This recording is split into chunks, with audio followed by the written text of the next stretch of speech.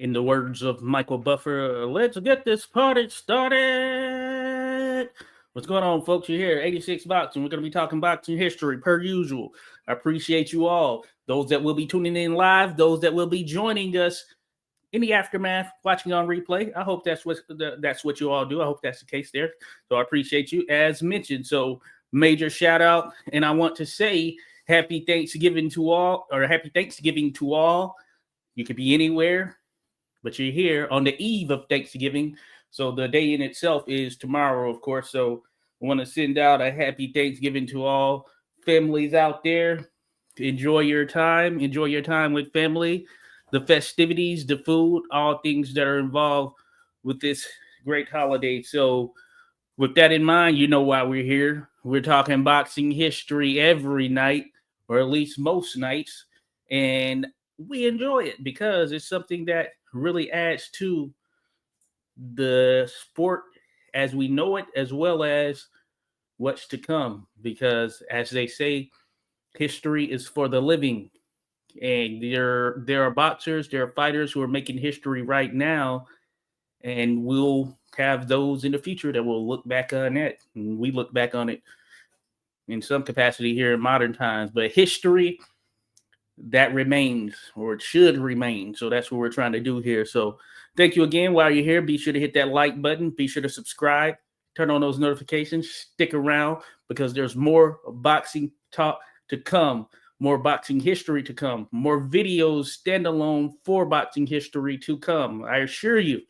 Hey, it's a one-man show right now, so I'm working on some of these videos in the background, but I'm trying to bring you just boxing history content as much as I can, regardless of the situation. So do know that there is more stuff coming. Today's show, we'll be talking about none other than the Potawatomi giant himself, Jess Willard, former world heavyweight champion. And it should be a good one. Very interesting fighter there, interesting career, interesting background from an overall perspective. So join in the comments just for anything that may be missed or any nuggets you may have. I didn't get a chance to dive into any reference material from the video on the channel that I did for Jess Willard, but I just remember some things here off top, so we'll talk about it.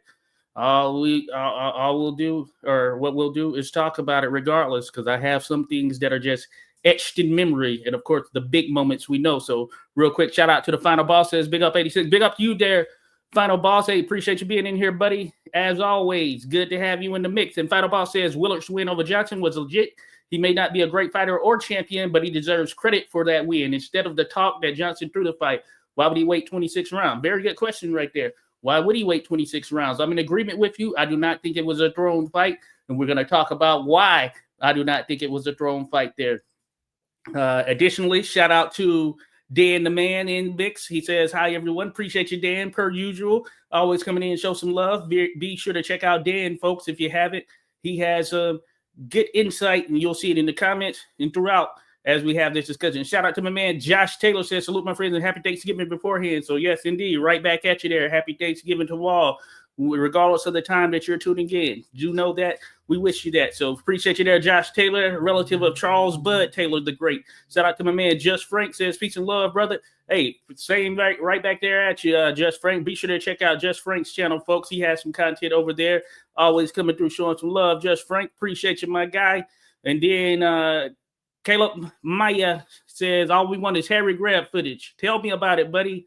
Tell me about it. Can we get a little Harry Grab footage? I feel like we get some little tidbits of different things that pop up here and there. Recently, there was the sharing of Billy Miss Jack Dempsey, just like a short, maybe 5-second clip that was found in the midst of another highlight.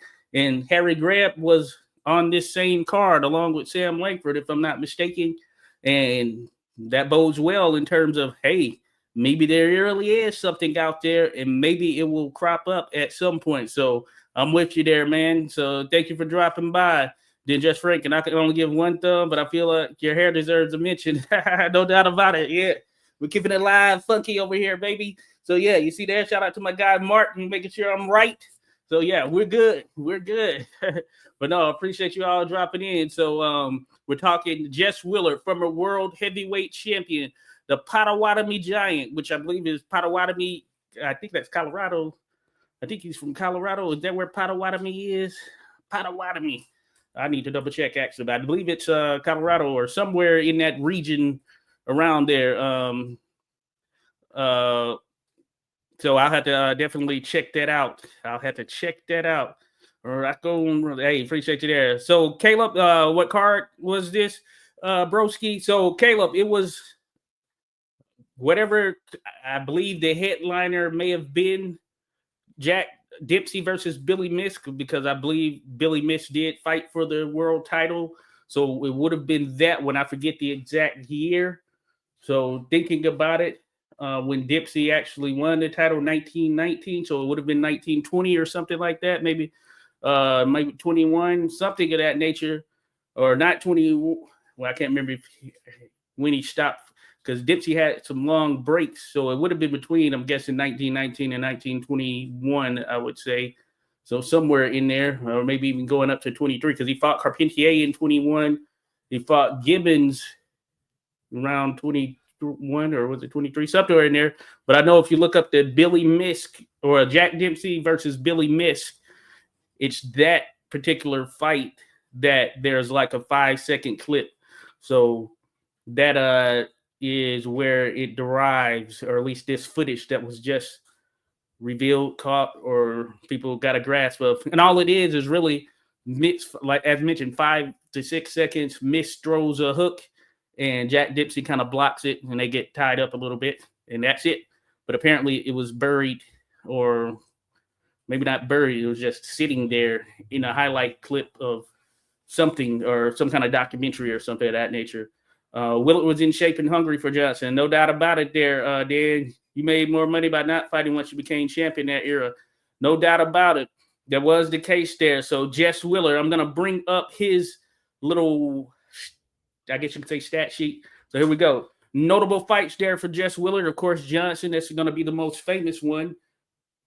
Or between Johnson and, of course, the Jack Dempsey fight, another one of the most famous ones. But he was also in there with Floyd Johnson, Frank Moran, Gumbo Smith, Arthur Pelkey, Luis Angel Firpo, Carl Morris, Luther McCarthy, Soldier Kearns. So the list derived just looking at his resume. These are probably the standout names that actually pop up from a resume perspective. So I wanted to include them here because each of them have some significance, not only for just their Jess Willard fight, but to boxing in general, to heavyweight boxing history in general there. So it's a pretty good one.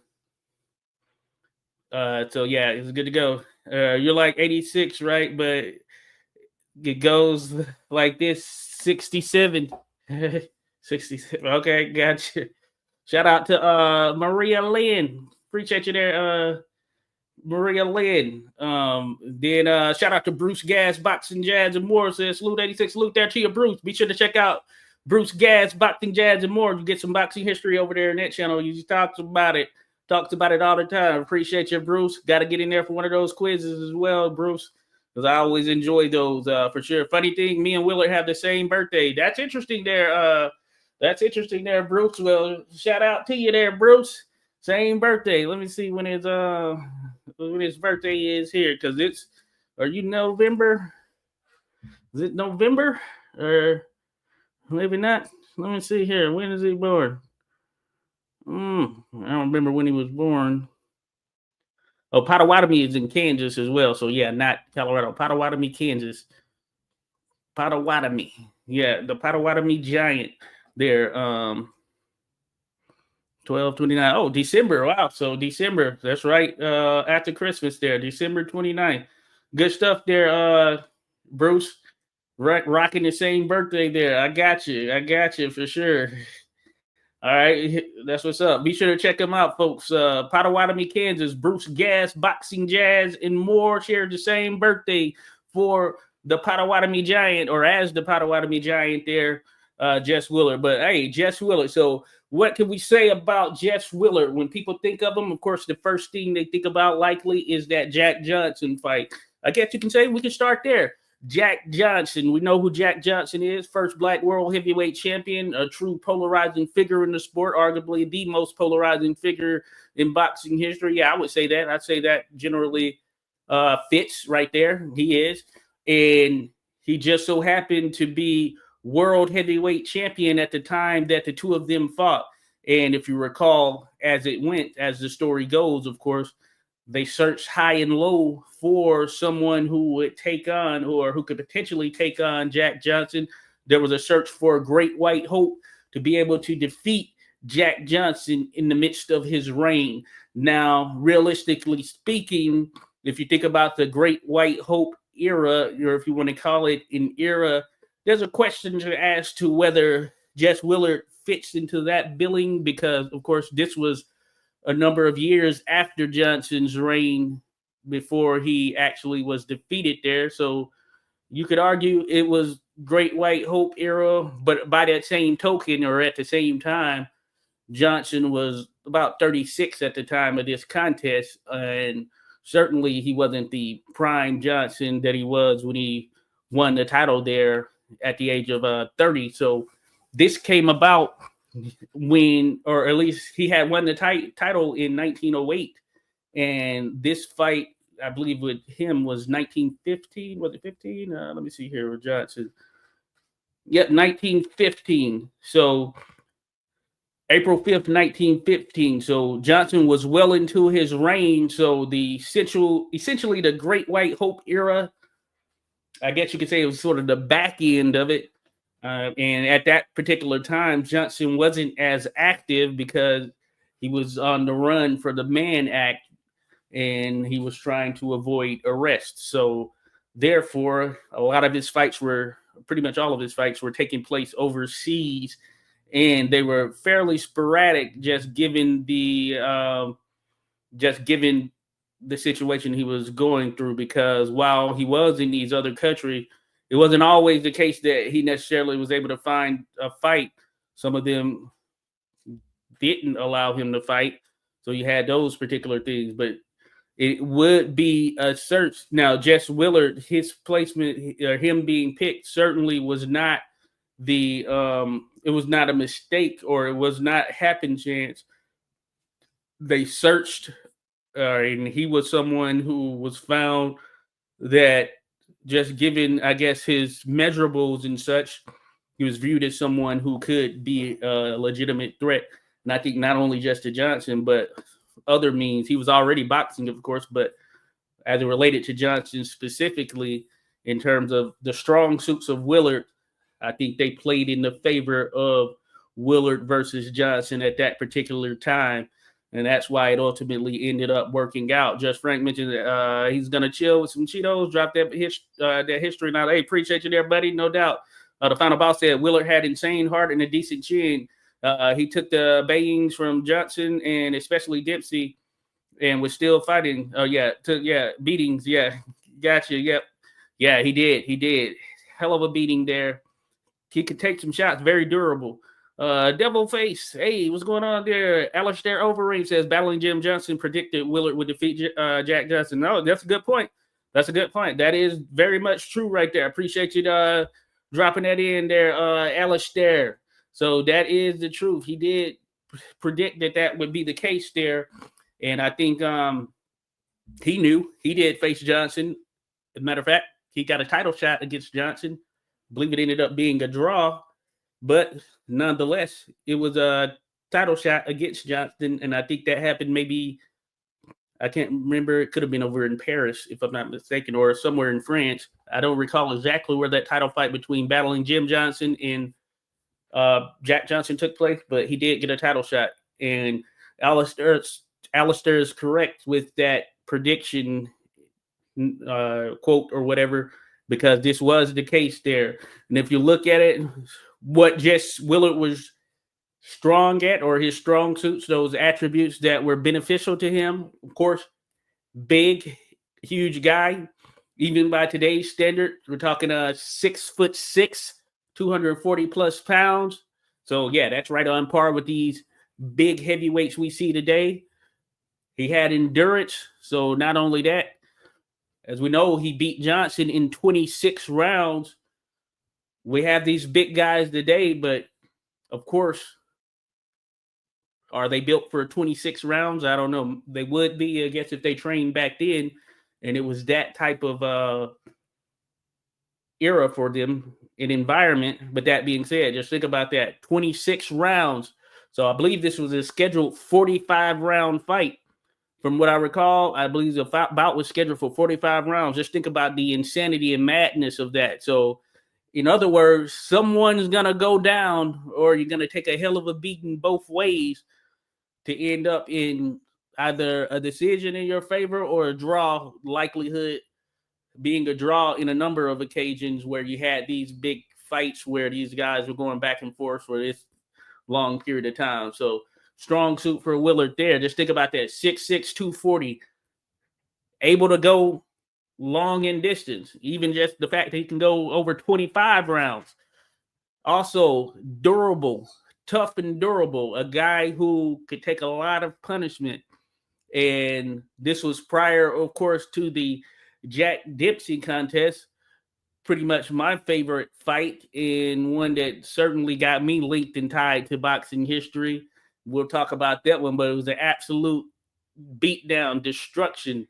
And hey, Willard, man, the fact that he was able to stand up for 3 rounds is insane when you just look at the first round first round on its own. So you had those attributes, and then of course, sort of tying to the height was the reach. And Willard's best punch, that right hand, that straight right, and that would ultimately be the punch that took out Johnson. And not to mention they were fighting in the sweltering heat of Cuba, Havana, Cuba, and of course they were in a stadium, which was often the case there. There was no top cover, so the sun is just beaming down on you. You're just there. They have the little towels and maybe wet towels that they're fanning on you in the corners and all of that stuff. But just imagine that. I'm sure it helped a little bit, but realistically speaking, I don't think it was doing a ton, but better than nothing, I guess you can say. So it was very interesting for sure. We'll wait you there, Alistair. Stay lean and mean, lean and mean for sure. Shout out to Joshua, aka the Greek himself, saying Jess Willard, 45 rounds. Yes. Oh, yes, indeed. So just imagine that. And the Cuba Heat. So, yeah, that part in itself is just insane. The fact that, like I said, these guys were going to go or had the potential of going 45 rounds. The Final Boss said, I still think there is a Grab Walker footage in someone's attic or collection. I think so. That could be the case right there, man. That right there is worth the price of gold right there. It's got to be worth at least 1 Bitcoin, just thinking about where we are right now. Just thinking about where we are right now, that would have been worth the price of gold. Or that is worth the price of gold if we find it. No draw to Cuba Heat. Someone was going down, no doubt. 45 rounds, that Cuba Heat. Just thinking about it, the Cuban Heat beaming down at that time. Somebody was about to hit the deck there for sure. And ultimately, it was Jack Johnson. Now, as TFB mentioned, we know that this was the 26th round. We could see that it was a straight right, landed flush. Johnson went down. And in the aftermath, there was a picture captured pretty much at an amazing time, just when you think about it, especially for the time. But there was a picture captured and shared where his arms were over his face, essentially. And this is sort of where the rumor derived that Jack Johnson was shading his face. I think Jack Johnson actually played into it himself. And that's what helped to push out sort of the rumor of, while he was down there, he actually purposely just stayed there, and that was used as a means to, I guess you can say, discredit the win for Jess Willard, or the notion that the fight was a fix. Now, I can say to this particular day, you're going to have people on both sides of the fences.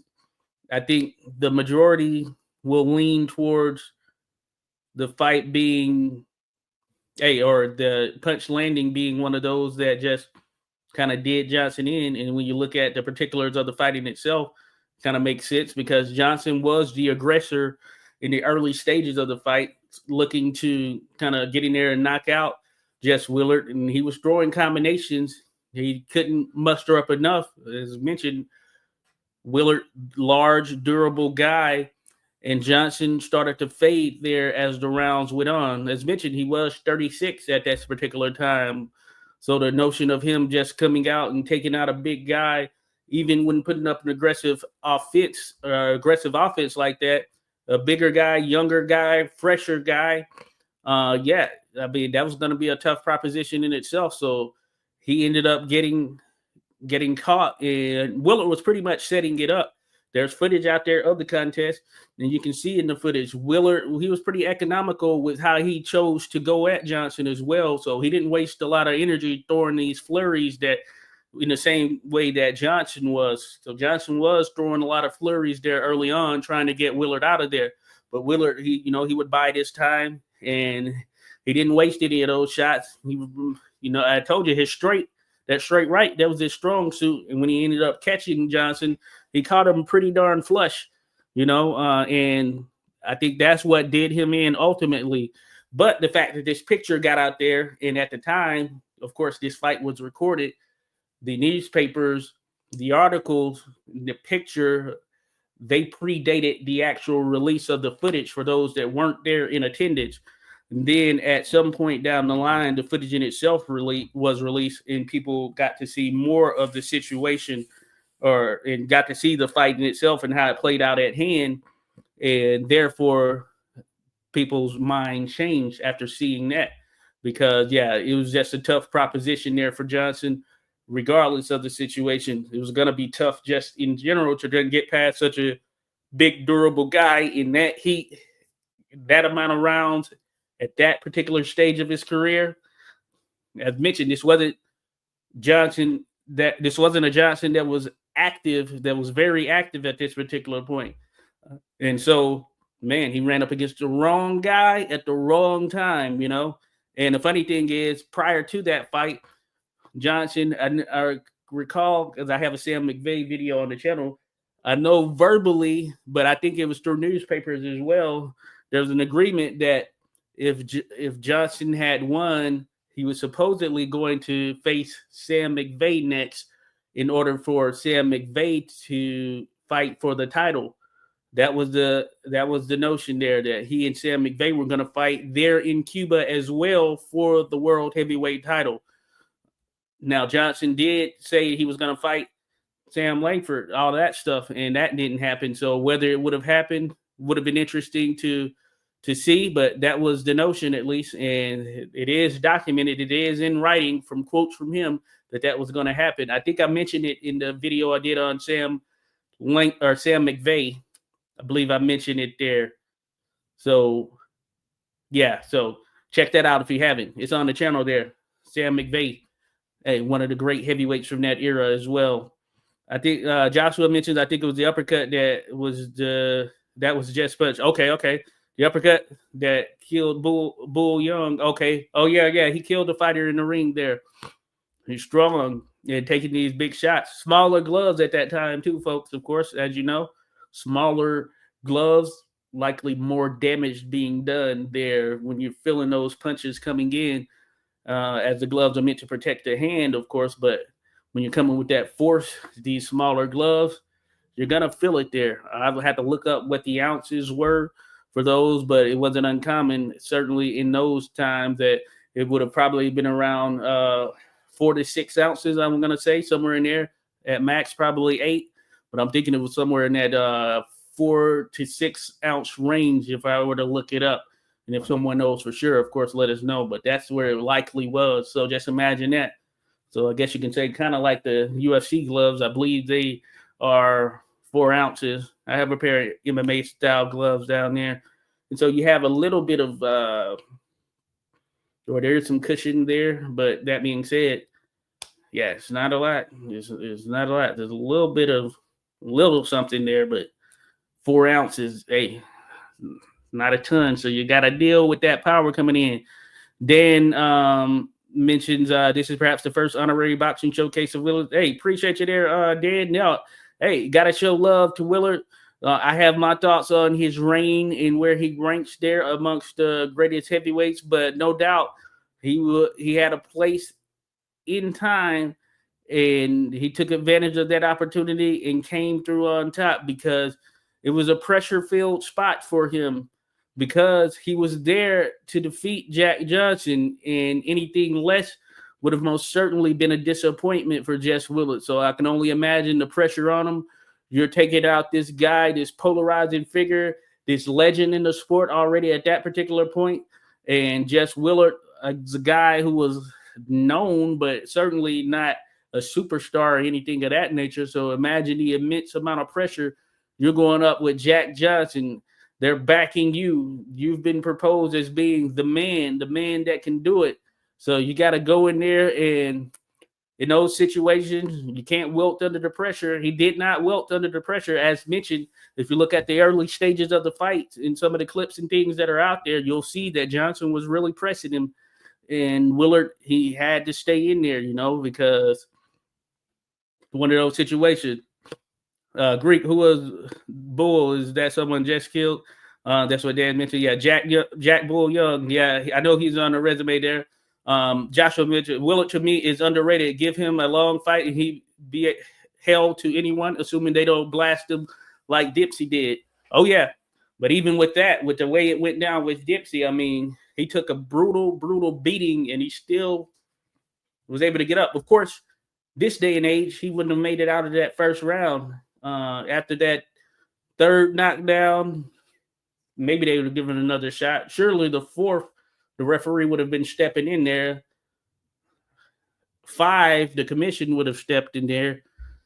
But we're talking 7 knockdowns there in the first round. So, yeah, it's pretty crazy just thinking about it. But, yeah, an argument can be made there. Greek Joshua, yeah, maybe he is underrated.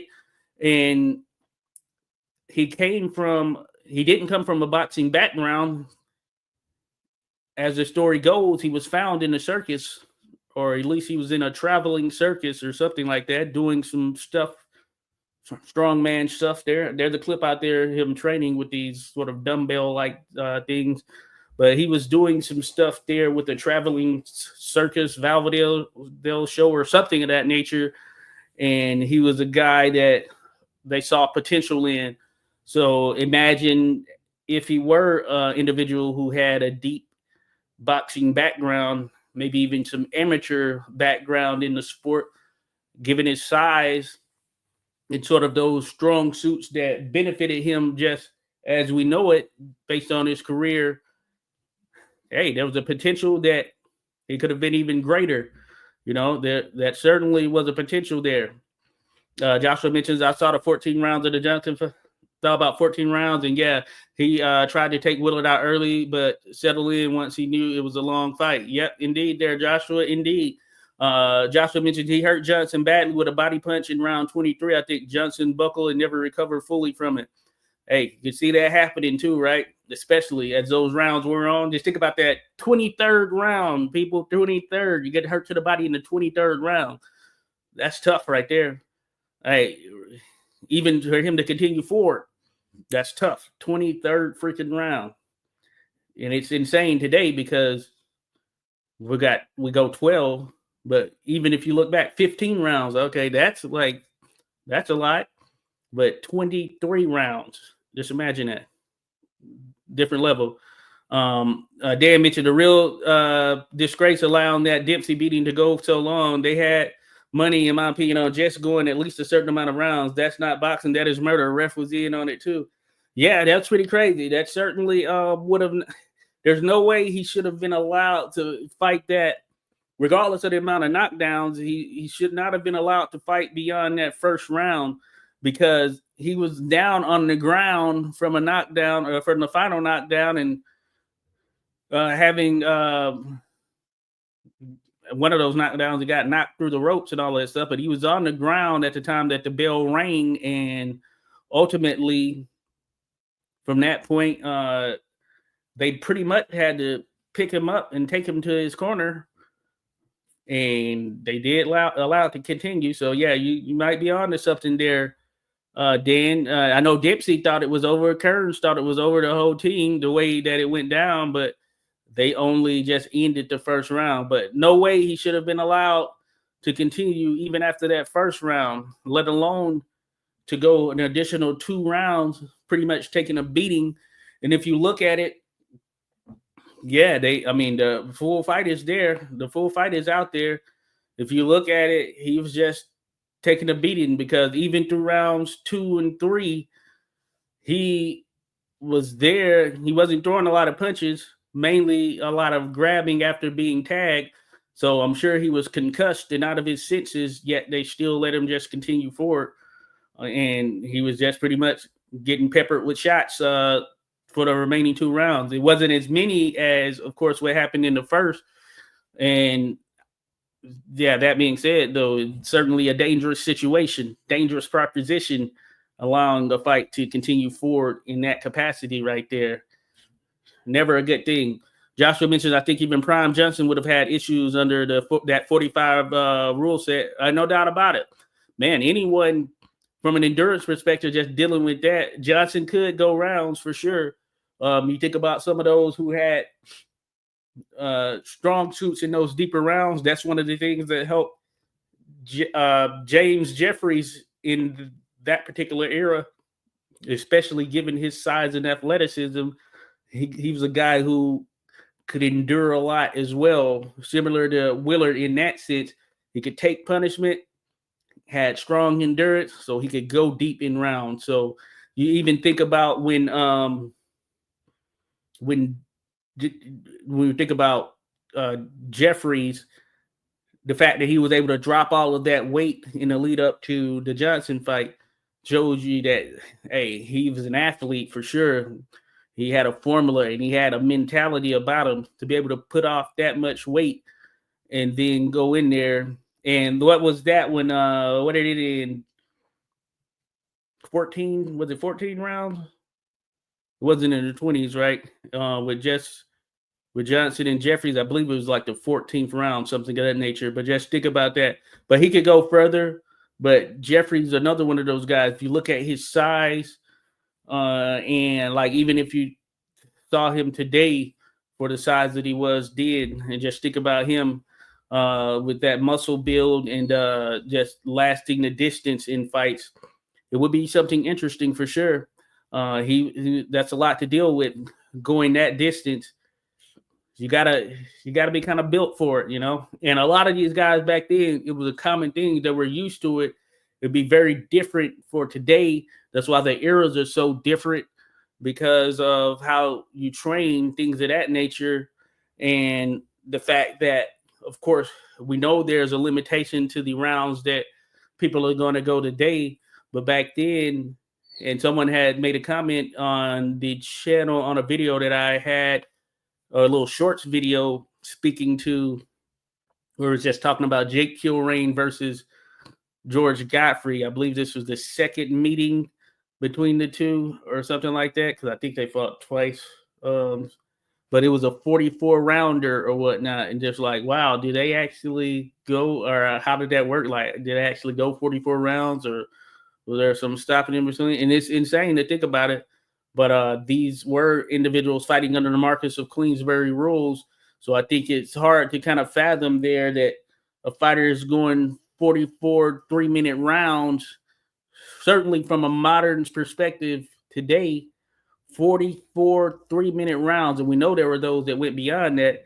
It's hard to kind of fathom right there. So, man, it's just insane to think about it. So the whole mentality, the sport was different. It was just different. That's why it's hard to compare the modern. We can make our sort of fantasy fights, and we can talk about some of the different traits, attributes, and all of that stuff. But yeah, it's not a given that the guys from this era, like that we're in right now, would just handle the guys from that era, because it's not a 1-for-1 exactly.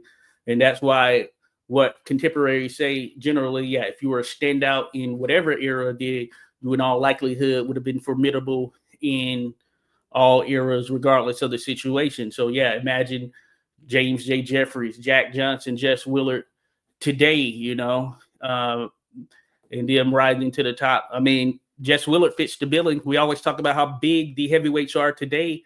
Jess Willard, 6'6", 240.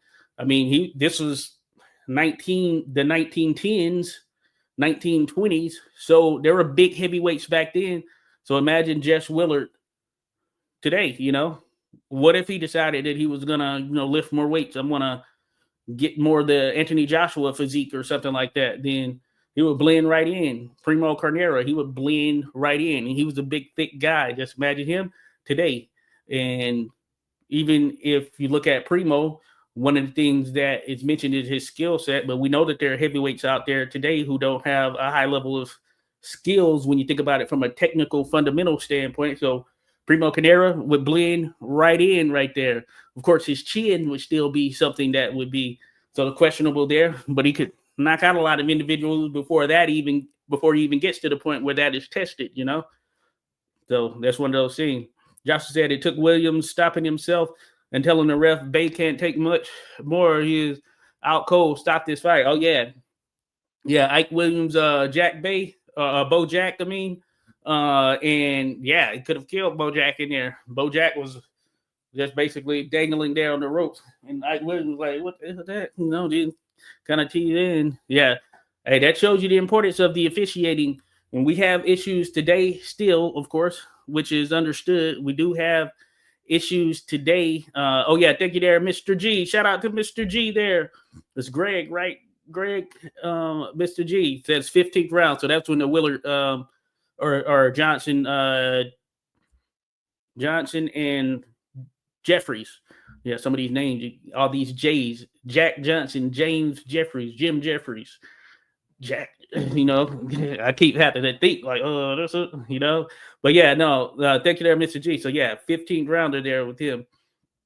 But yeah, that was the crazy one there. Joshua, you mentioned Ike Williams, the heroes of the right race was how Willard was viewed after Johnson as the newspapers did. Oh yeah, no doubt. Right, we knew that was coming right there. He dethroned Jack Johnson, ended that reign, a reign that people were trying to end well before that, and it just seemed to extend out a number of years. So they were happy to certainly get that knocked out of there. Josh mentioned he was a farmer and circus guy, and they say, hey, you can box, right? Hey, that's the way it went back then, right? Can you box? Oh, he's like, oh yeah, I'll try something. Why not? You're big and strong, right? Alistair says the only time Willard really quit in a fight was early in his career, and when Fairpo KO'd him. Jack Skelly said Willard was fully conscious and wouldn't get up. I heard about that one, and I know, yeah, Fairpo. So Willard, yeah, I think he has 3 stoppages on his resume. One of them, I guess, was in the corner, maybe. But Fairpo, that's a common opponent there. And we're going to see his name we saw his name on this actual sheet here. So I'll show it again. Give me 1 second to let my dog out because she's just whine.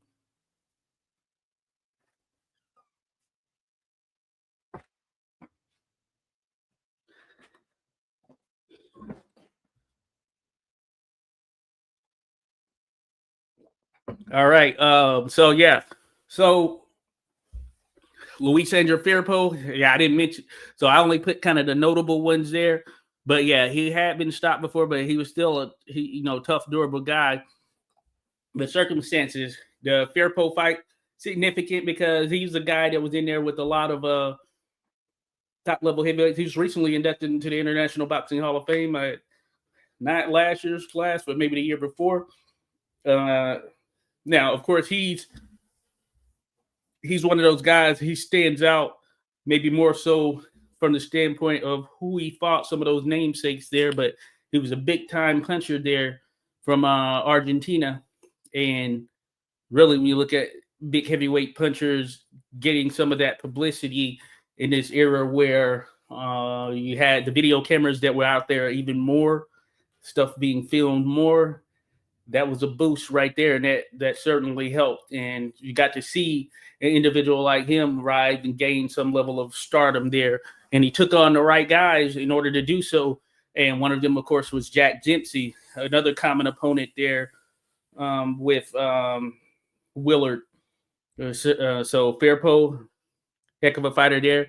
Fairpo was able to stop Jess Willard, big time puncher, Argentina. I want to say he might have had around 30 something fights, somewhere in that range.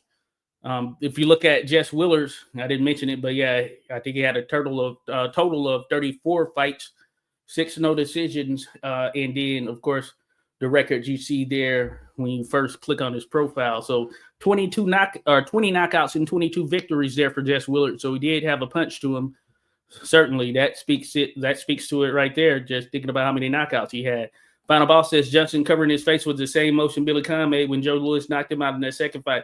Oh yeah, no doubt about it. Hey, when someone has your number, they just have your number. When they've gotten you, they've gotten you. You know, I think Jack knew that. So, for the record, of course, I'll note I am in that. I am of the mindset, or I am with the group in the category of those individuals who know it was a legitimate knockout, legitimate stoppage there for Jess Willard. But as I mentioned, you're going to have some people on both sides of the fence. Hey, just the right time with the picture, the right circumstances. And to say a picture's worth 1,000 words, right? So you can do a lot with that.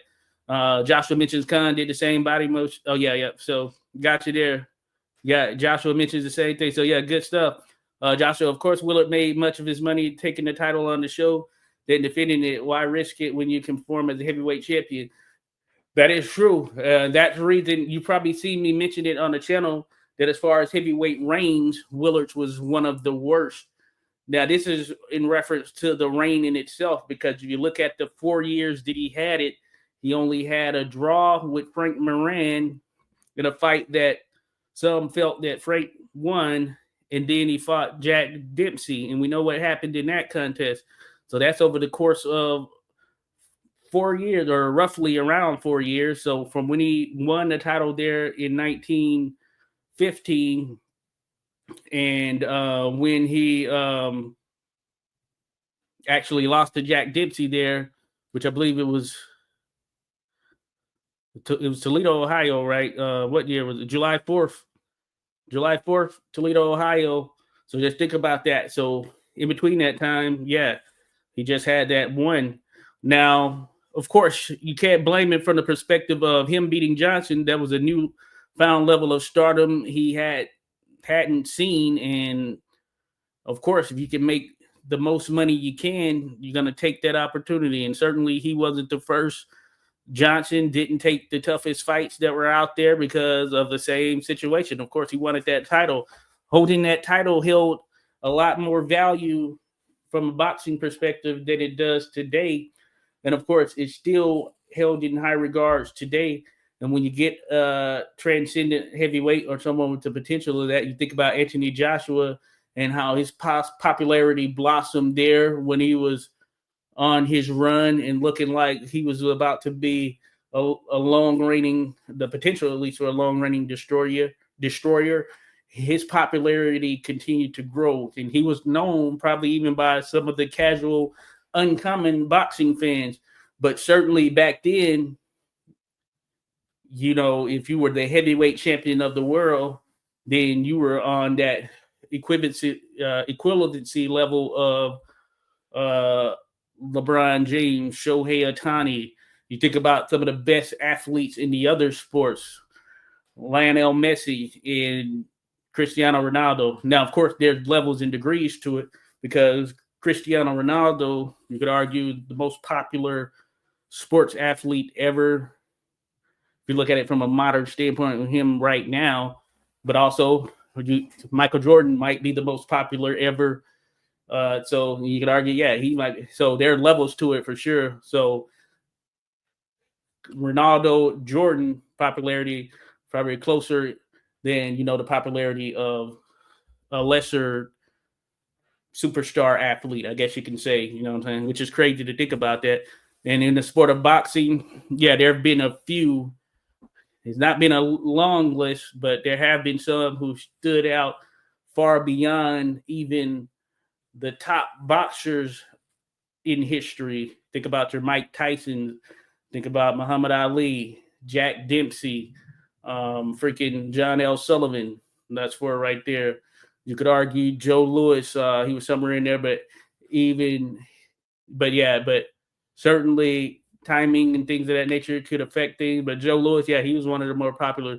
But certainly, you think about the level of a Mike Tyson and all of that stuff.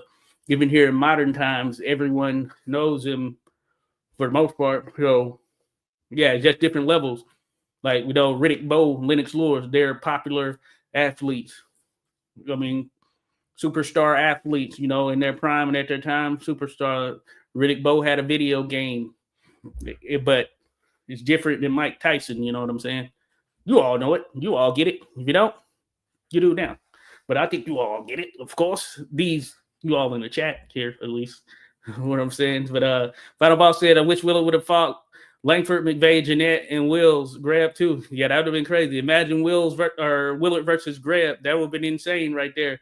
Thinking about it there. And Grab, hey, he was down for it. You know who else wanted him? Jack Dillon. Oh, yeah, mentioning Willard's reign. Yeah, Jack Dillon wanted him.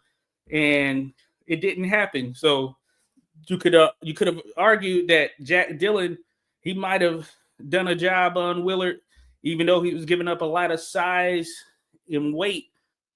He could have realistically been in there and had the potential of beating Willard.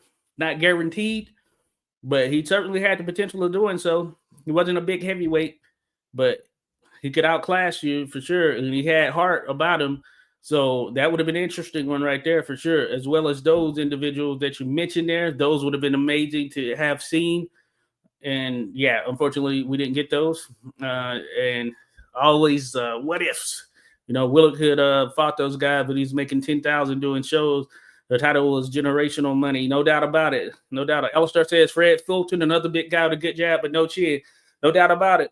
There's a video on the channel, folks. If you don't know Fred Fulton, I guess you could say he was one of the great white hopes to a degree as well. But like I said, it's all kind of back in some sense. But that being said, he was supposed to fight Jess Willard. As a matter of fact, when Frank Moran fought Jess Willard, and Frank Moran, darn good boxer, darn good heavyweight right there. Historically speaking, he contend pretty much in any era. He'd be in that contention, those ranks or whatever. But probably, and you could argue there are arguments that he may have beat Willard in the contests as they fought. But that being said, of course, there are a number of heavyweights that are going to stand out in history as you continue forward who would have rated higher for that title shot or whatever it may be right there.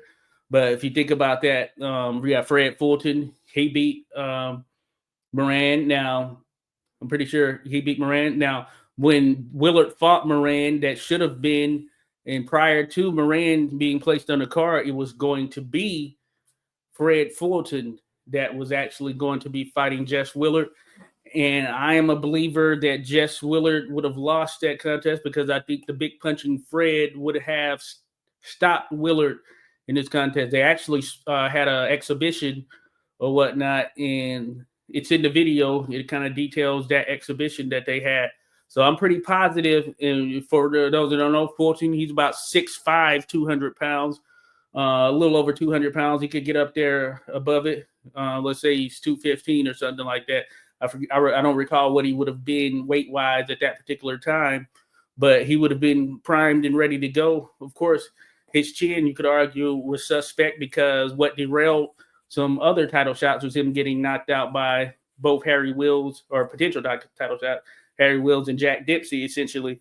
Now, I do think that he would have beat Jess Willard. Would have been a hell of a fight right there, just thinking about it there in the onset, but I think that he would have gotten to him. But there are those that think that Willard would have defeated Fulton as well. So it's certainly not a given right there. Certainly not a given. As a matter of fact, and thinking about that, and I'll pull up the thing again. There are two names on there. Some good names to have on a resume.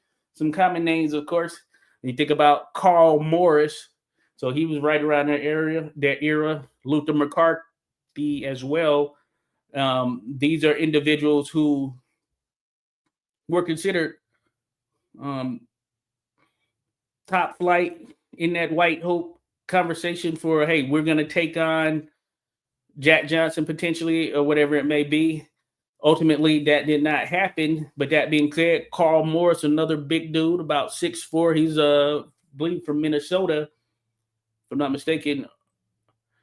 Minnesota, Wisconsin. He fought in Milwaukee because I know that at this particular time, boxing was still banned in Chicago. So you had a lot of the, what do you call that era? Or I don't know what you call that area there from Chicago and some of the other areas around it. I think they have a particular name for it. So a lot of fights would take place in Milwaukee. So Fulton fought Morris in Milwaukee, for instance.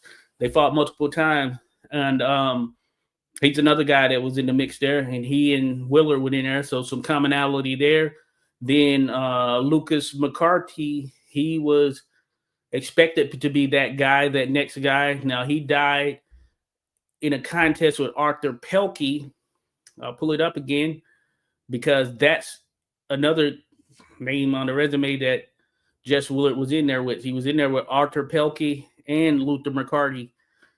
So Luther McCarthy, as I mentioned, was expected to be that next guy to take the throne there, the great white hope in that sense.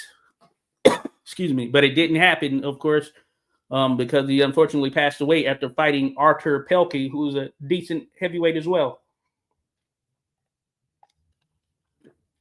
So all of these guys were pretty decent in and around that, around the heavyweight division at that particular time. So shout out to my man Buys, Cobra Buys, at least in his current state. Be sure to check him out, folks. Check out Buys' Boxing. Buys, we're going to do another boxing shit. We'll look for this Sunday, see if we can do it, talk about some of the big fights that have happened. But be sure to go check him out, folks. Cobra Buys there, at Cobra Buys. My guy there, boxing shit. Check us out on Sundays. We kind of been sporadic, but we're about to kick this thing back off. Final Boss says Greb versus Willard would be interesting. Despite the size and weight difference, I still would back Greb, but Willard's size would be an issue. No doubt about it. That's what I say. Hey, same thing with the Dillon contest as I mentioned. That would have been very interesting. I think those smaller guys certainly had the potential of defeating him, but that being said, it wasn't a given. Just given that size and power, and we factor that stuff in, you just never know. You just never know. Final Boss said Firpo's KO win over Willard was so impressive. He earned a shot at Dempsey because of it. And that's big time right there. He did get that world heavyweight title shot. And that turned out to be an amazing fight, an all-time classic right there. Firpo and Dempsey, you had multiple knockdowns exchanged in the first round. Dempsey was even knocked out of the ring. I can't remember the total. It might have been 11 knockdowns or something like that for the fight. Somewhere in there, 7 in the first, and then another 4 or something like that. Let's think about that. Amazing. And these things help add to the popularity of Dempsey as well. Certainly from a closed circuit, I guess, theater perspective, when you're seeing him out there doing his thing there in the sport as the heavyweight champion, of course, that boosts his popularity. You know, and I was talking about the popularity, like Dempsey, he is one of those standouts, probably the most popular athlete in that era and the most famous person in the world at that time. So and he crossed over there with Babe Ruth. And so Babe Ruth, we know his popularity and all of that stuff. So Jack Dempsey is right there, maybe even a little bit more popular than Babe Ruth because that title meant that much in the sport at that particular time. As I was noting there, Mr. G says the Johnson era was something the boxing people tried to end for years by scheduling the fights for 45 rounds. Oh, yeah. Hey, they were after it. It's funny. They were after it. They were definitely trying to get that thing up out of there. Like, hey, look, we need to dethrone him. And, hey, Johnson, to his credit, he was able to maintain in there. But that being said, yeah, there are some fights we didn't get to see. And I'm sure the belt would have exchanged hands. Say he took on the likes of McVeigh, Langford, or Jeanette. And they had a lot of history together, so they knew the type of fighters that each were, you know. So that would have been interesting right there for sure. Joshua mentions Willard was about 45 at the time. There's a lot to ask for Willard at the age versus Firpo. 45? Was he? Was he that old? Fairpo was strong as a bull. Yeah, no doubt. A little slow-mo picture of him throwing a shot. You can see how we're cranking that thing that's out there, one of the little promo clips or whatever. And Fairpo, of course, he fought Harry Wills. Now, this was he knocked out Harry Wills. This wasn't a, oh, no, he didn't. I'm thinking about freaking Polino Uskadum, but he did fight Harry Wills, and Harry Wills knocked down Fairpo. I'm trying to remember. Did he stop him? But he did beat Fairpo. I can't remember if he actually stopped Fairpo. He certainly knocked him down. There's some clips out there. And hey, Harry Wills, hell of a fighter there for sure. What I was thinking about there initially was the Polino Uskadum, where Harry Wills goes down. He was less active then. But when Fairpo fought Harry Wills, hey, this was a prime Harry Wills, active Harry Wills. So he was in there with him. Got to give it to him.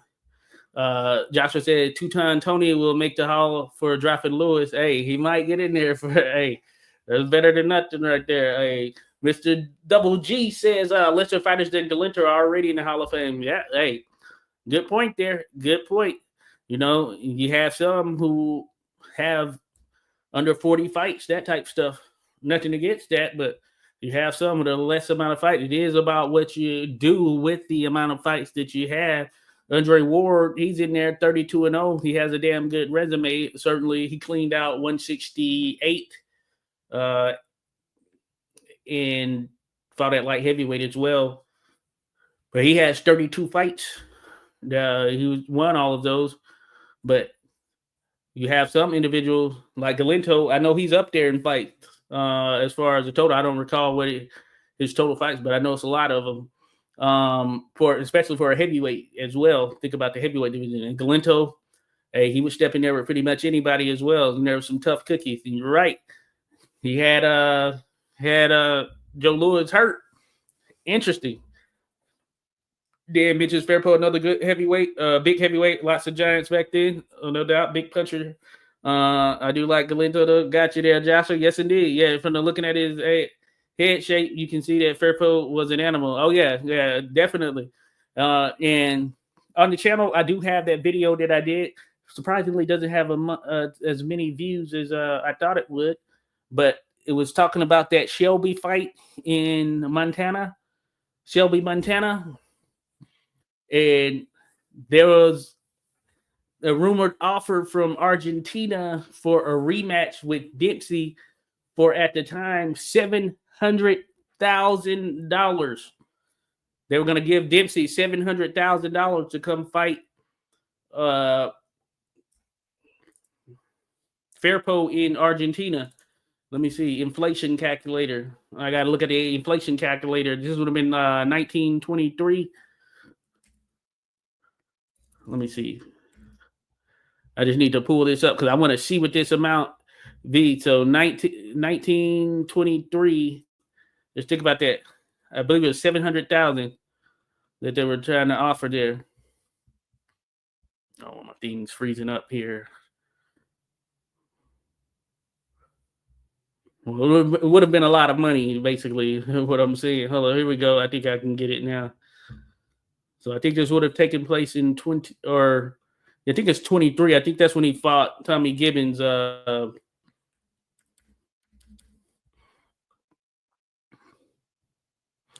that would have been today 13.2 million, over 13.2 million, if that would have went down and it was legitimate. Now, it may have been possible, but that was reported to be what it is. I mentioned it in that video that I did on Shelby, Montana, and the fight between Dempsey and Tommy Gibbons, of course, one of the fighting Gibbons brothers. Joshua mentions Corbett, Fitz, Dempsey, and Braddock had long breaks as chefs. Yeah, no doubt about it. Yeah, Fitz was out there doing these Valverdale shows. Can you imagine him? I bet it was funny to see Fitz up there trying to act or anything. I could just only think about it.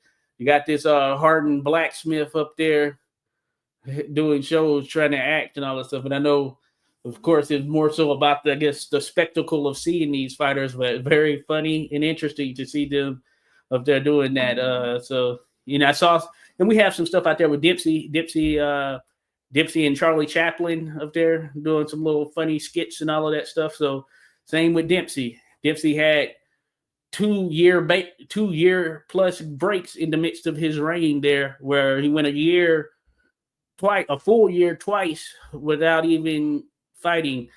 And of course, if you're not active like that, I'd imagine, it's, if not taking something away from you physically, which it might, certainly from a mental perspective, I'd imagine it has some effect as well, especially when you step back in there, especially if you step in there against a tough competition.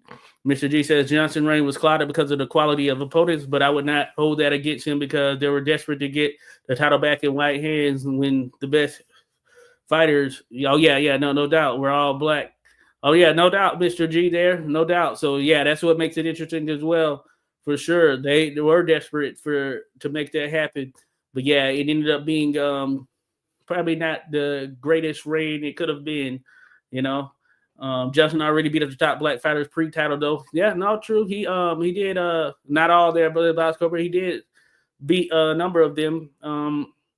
Pretty much the McVeighs and Jeanettes of the world, Sam Langford, he and Wills didn't cross paths, but that would have been a later stage of realistically of Dempsey's reign, or of Johnson's reign had it happened. But certainly but he did have some wins over them. But it would have been interesting to see Langford as a full-fledged heavyweight, or fighting full-time at heavyweight, if he and Johnson fought again. And of course, I'm not saying that Langford would have won. Many feel that Langford would have won. I don't know.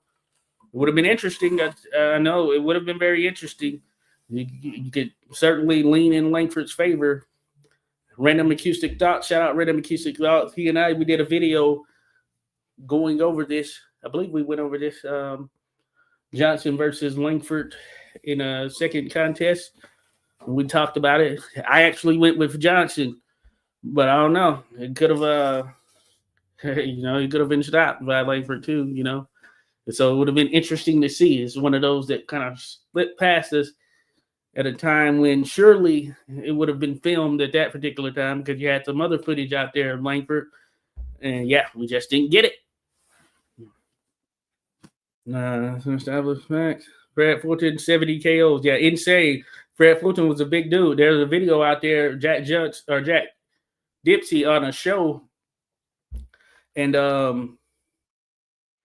that he's older.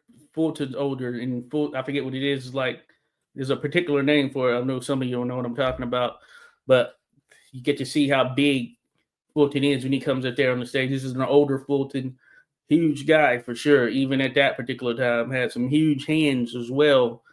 As mentioned, he's a big dude. Josh says Fulton I don't consider a white hope since most of his work was during the Willard Dempsey era.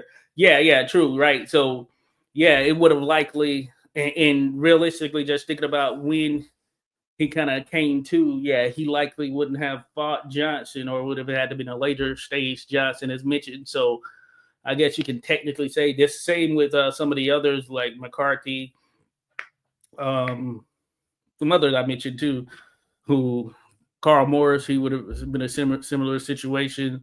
Even Pelkey, I guess you could say, but it's one of those things. The White House and Johnson's reign. That's true. That is true. Got to pick stuff up. Yeah. Mr. GG Fulton was 6'6.5" and weighed as much as 220. Oh yeah. You have some little varying heights and things. So I've seen him noted as 6'6". I came to the resolution of 6'5", but 6'5", 6'6", somewhere in that range there for sure. But you're right. He's a big dude. And I think you can see that in his in that footage I mentioned there, when you get to just see him as an older guy. And sometimes when you're older, they say you shrink a little bit. And I think that potentially happened too. So just imagine how big he is. Pepper was never the same fighter after that McCarthy fight, though. Got you there, Mr. GG. I can only imagine. Yeah, you had a number of these situations where a fighter was in the ring with someone, and they killed them, and of course, maybe not intentionally, and they were never quite the same right there. I don't think Max Baer was quite the same after that Frankie Campbell fight, and he was already a kind of happy-go-lucky, jovial guy. So I can only imagine there, especially the way it went down. Yeah, it's crazy. Shout out to Jose. Jose in the mix there says size does make a difference. Oh yeah, certainly it plays a factor. We can't say size does not matter in all cases for sure. It does make a difference there when you're going to get some of these big guys. Mr. G says Firpo should have won that fight because it was illegal at the time. They helped fighters back in the ring. Oh yeah, well yeah, that's what you said. Yeah, but he did knock him out of there. He did get some little assistance being pushed up there. So a lot of interesting things back then. Cobra Bride says Dempsey got preferential treatment. Oh, most certainly. The most popular guy in the sport, most popular athlete in general at that particular time. So most certainly that was going to happen. And then let's see. Dan says not before he became champ. By Dempsey had nothing. Swindlers robbed what little he made. All the fighters from out west had no connection, no privilege. Oh yeah. Certainly pre reaching that high status. Yeah, he didn't really have a lot of that. But at that particular time, I see what Boz you mentioned. Yeah, Dan, but Firpo was a foreigner. Also, Dempsey was the Great American Champion. It's natural. I do see where you're coming from. Galento had 112 fights. Okay, I knew it was a lot of them because I was gonna note that I want to say it was in the 100 fight range somewhere in there. So yeah, just think about that. You have people far less fights right there, even not as much competition. The Galento versus Nova fight was brutal. I gotta check that out. I don't think I've seen it. If there's footage out there. I'm going to see it. Nova ended Baer's career. Oh, yeah. Jack Baer. Very solid heavyweight. Oh, yeah. No doubt about it. Lou Nova was a good fighter. Yeah. Another big guy. Yeah. Certainly. Yeah. And I know of Nova, and I've seen his name pop up and all that stuff. And, yeah, ended Baer's career. Old Baer. Yeah. So, no. But I had to check that out. Nova Galento. So, he was 6'3". Big brother, Abe Simon. Oh, yeah, Abe Simon. Yeah, big dude for sure. Big, just like thick guy, just one of those big burly, as you mentioned there, Dan guy. Langford was the best fighter ever to come out of Canada. Oh, yeah, most certainly there. Most certainly, Mr. G. I'd rate him number one there. When I think about the greatest of all time, it's between him and Harry Greb. When you take all things into consideration. But Langford, yeah, hell of a fighter right there. And we were talking on the George Byers discussion of how Langford even was training under George Byers. Byers, hell of a teacher there. He learned under George Godfrey, essentially. Alistair says Bob Martin was potentially a threat to Dempsey after World War I. Oh, yeah. Yeah, I mentioned Bob in the Dempsey versus Tommy Gibbons video. But yeah, so Alistair mentioned Bob Martin was potentially a threat to Dempsey after World War I. Big puncher, 44 KOs out of 45 wins. He got injured in a car crash and was never the same. Forgotten today, unfortunately. Yeah, he was one of those because he did. Yeah, you're right. From a military perspective, he did some stuff with them. I know that some traveling type things, maybe even some like sparring or training and all of that. But yeah, Bob Martin. So he was on the short list to fight Dempsey. I mentioned it in the Dempsey versus Gibbons video, the Shelby Montana video. I want to note that there again. I'll probably share it after this stream. But there was a short list of fighters, about 6 fighters. Bob Martin was one of them. Harry Wills was one of them. Madden. What's Madden? I can't think of Madden's first name right now. Barley Madden, I think it is. He was one of them. There were 6. Tommy Gibbons. And then there were 2 others. Who are those other 2? Yeah, I can think of. Who the other 2? Yeah, Bartley Madden, I think is. But yeah, there was a short list. But Bob Martin is one of those. There were 2 others. I just can't think of who those 2 others were at that particular time. But Martin supposedly was in the running, which would have been interesting for sure. Cobra says, I don't know of Abe Simon. Abe was a big, yeah, he was a big dude there. There's some footage of him. He was, but I feel like he might have been 6'2" ish or something like that. Oh, 6'4". I see Dan mentioned 6'4" down here. 6'4", 280. Yeah, he was a big, thick dude right there. But Joe Louis took him out. Yeah, check him out there, guys, for sure. He's Jawhead. Oh yeah, it's one of those like sort of like the MMA guy, Antonio Bigfoot Silva, just one of these big proportioned dudes right there. It's pretty crazy. But Joe Louis got him for sure. So hey, that shows you there were some big guys back then. So all right, again, we're here, folks. We're talking about Jess Willard in his title reign. Let me pull up this thing again. So we talked about some of the fights that he had. Soldier Kearns, I threw Soldier Kearns in there because he's someone just kind of know of, just like a tough, rugged guy, but not necessarily a standout heavyweight in that sense. Got Gunboat Smith. Gunboat Smith, he was like part of the pecking order, I guess you could say, at that particular time. Around this time, this era there, you think about the 1910s and certainly the back end of it, a win over Gunboat Smith, that's like a stamp of approval, you could say. So Jess Willard was in there with Gunboat Smith, so it was certainly worth mentioning. Gunboat, about 6'2". Now, he wasn't a huge heavyweight in terms of overall mass. He was a big guy for sure, or I would say overall weight, because he wasn't as huge when you look at it, the weight from a weight standpoint. Probably be better suited at cruiserweight if we look at it in today's era there. But he was a big guy, though, and tough, rugged guy. And he would fight anyone. As a matter of fact, he fought pretty much everyone of note from that era.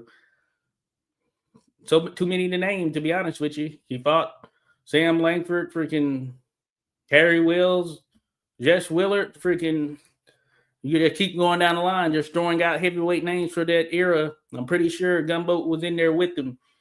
We don't have any footage of Gunboat in an actual fight, but there is a little bit of footage out there of Gunboat in a parade type session where he's in the car or whatever. You can see him there. He's got on the suit and all that stuff. And there is, ironically, a slight bit of footage of Gunboat Smith with sparring with Bob Armstrong, which is pretty crazy. Now, Bob, I don't think Bob was actually fighting at the time, but he was still in shape and probably more so training, doing some sparring work with different fighters. Bob was another one who, tough resume, and he got stopped a decent number of times, but tough resume. He was going to get some tough competition, but there is some sparring footage of the two that is out there, which is insane when you think about it. And I only recently came across it within this last, I don't know if it was this year or last year, but I know it's on the Fight Films Guy channel. And maybe I had seen it at some time previously and I didn't put two and two together, but it's worth seeing. So shout out to Carl Weingarten. It's on at Fight Films Guy. Check out that channel. You'll see it on there. It's one of his, I would say, last 10 videos or somewhere in that range. So it'll be an interesting, very short clip, longer than that Dipsy Misk clip that I mentioned.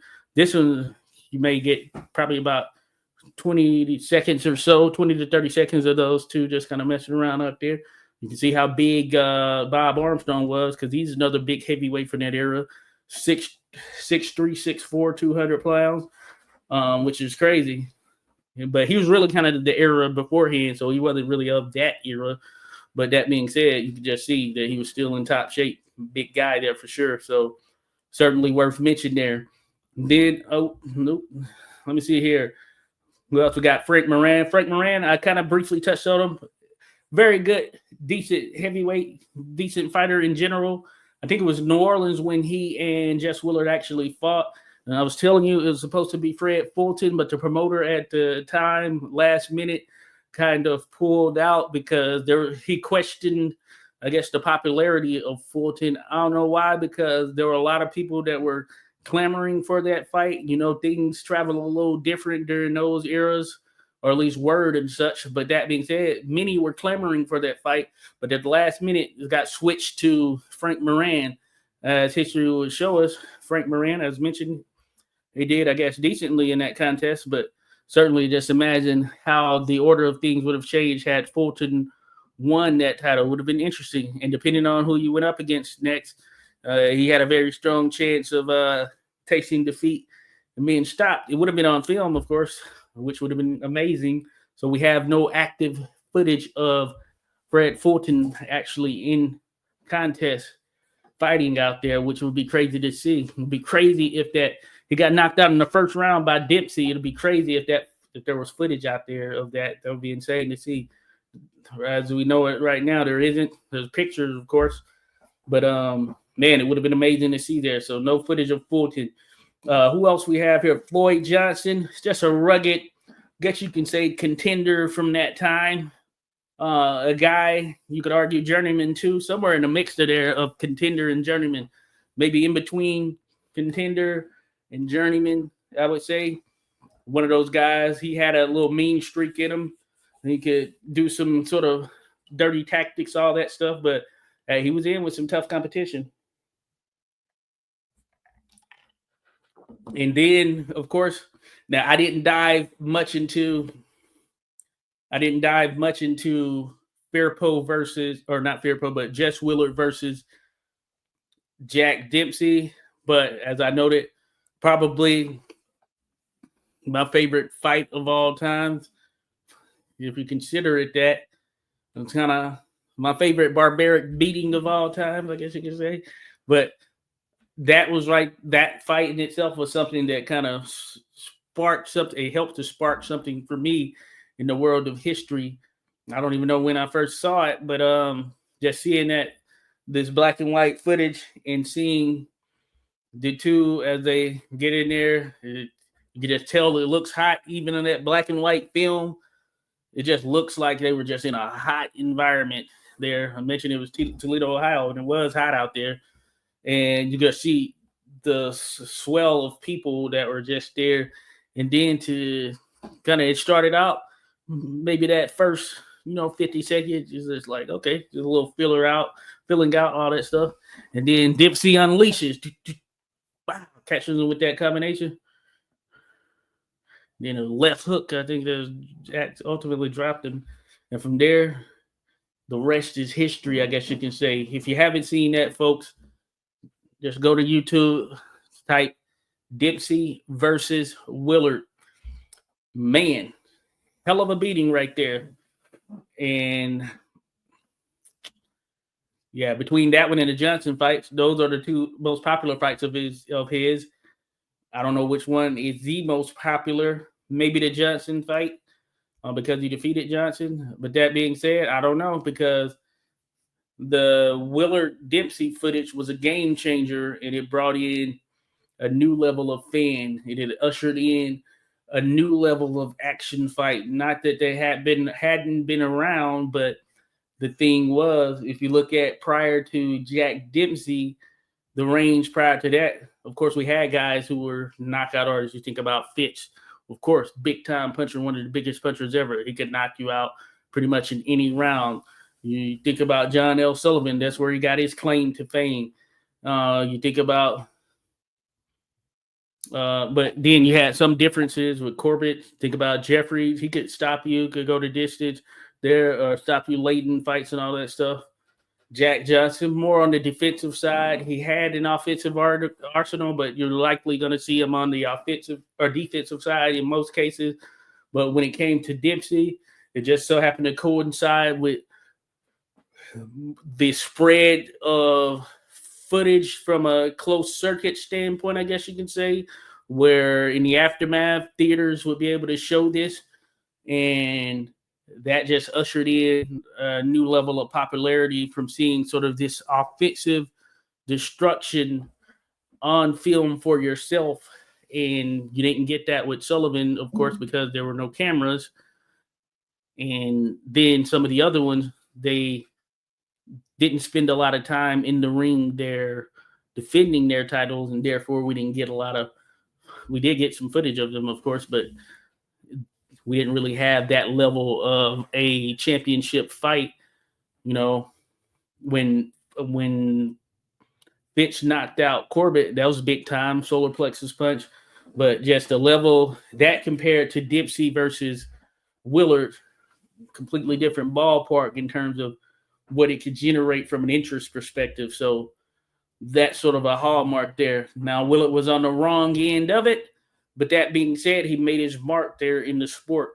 And what does all this say? If we look at it from a big picture standpoint, while Willard didn't have one of the greatest reigns in heavyweight history, he certainly has one of the greatest wins in heavyweight history with that win over Jack Johnson. And therefore, I think that in part helps him stand out even to this day, and people get a better understanding of the fighter and what he was able to do there in the sport. For sure. Boz mentioned Jeffrey was a Superman, no doubt. No doubt about it there, Boz. Yeah, he is. Yes, big and strong and hard hitting there. No doubt about it there. So in summation, I guess you can say Jess Willard stand out. When you factor all things in, how he started, where he came from, Kansas. I had to look back on the greatest Kansas fighters. So I'd imagine he's going to rank up there. And one of the more decorated. We look at that heavyweight division as the pinnacle, and him being world heavyweight champion. We have it on footage, so he would stand out again. Shout out to Rocky, Kansas. I just wanted to throw that out there. But Jess Willard, formidable heavyweight. I mean, some of those attributes, that size, that power, that endurance, translates to pretty much any era. With more training, more of a background in the sport, there is a what if, what could he have been? Also, he ran into some issues. He was stopped by Fair Pro, as mentioned, retired in his corner on another one, but he showed toughness there against Dempsey. So, man, he was right there in the mix. So just imagine him in another era. I'm sure he could have done some things right there. At the very least, he'd be contending. And when you're that size, yeah, you can be in the mix. In the heavyweight division, we know all it takes is one punch. So those are things to factor in. Oh, yeah, Canera, a lot of really big monsters, pre-steroids, weightlifting, all just natural. Yeah, pre-weights, yeah, all just natural. Yeah, no doubt. So Willard, he factors among that, as mentioned, 6'6", 240 plus with a stinger. So he'd be a challenge. You had to get him out of there. There are some that could, but I think that from a historic perspective, when we all look back, when it's all said and done, yeah, he still is a name that, hey, we must mention. You can't tell the story of the heavyweight boxing history without Jess Willard. And you really can't tell the story of boxing history without the heavyweight division in general. So Willard, we got to give it to him. Hey, he made a lot out of nothing, or did a lot with limitations. A lot of Jess Willard came in the game, did his thing, made money in the process of doing so. We're still talking about him in 2025. So kudos and shout out to everyone involved who are here checking us out as we're talking this boxing history once again there. And as John Doe mentioned, imagine if Willard and Canero fought each other. Yeah, that would be an interesting one there. Cheers to you there, John Doe. I would have loved to have seen that one right there. So those are two. Somebody was going down in that contest, no doubt about it. Somebody would have hit the deck maybe multiple times. I think Canero might have hit the deck multiple times. Who would have ultimately won? Very interesting right there. And if you look at it from sort of the economical approach of Willard, maybe there's some things in his favor from that perspective, because he wasn't a waster of punches. So, yeah, he would have been a tough fighter. But I like Canera as well. And I think Canera better than what may meet the eye. We just look at it on camera there. So would have been an interesting one right there. Maybe I'll put that to poll there at John Doe 8244. Be sure to vote on it. I'll put that to poll. See what people think right there. Put that to poll here in the aftermath. So thanks for sharing such. But with that, of course, boxing history every night. Gonna come back next Wednesday, or at least that's the intent. If anything comes about beforehand, I'll certainly let you all know there as well. But I do appreciate you all from being here. We're talking about the Potawatomi Giant, Jess Willard, former world heavyweight champion in boxing, and he took the title from Jack Johnson. So kudos to everyone. Happy Thanksgiving once again. We'll be back, so enjoy tomorrow and enjoy the rest of your weekend. And let's forever keep boxing history alive, folks. 86 Boxing here signing off. Josh, you know what it is. I'll be back there.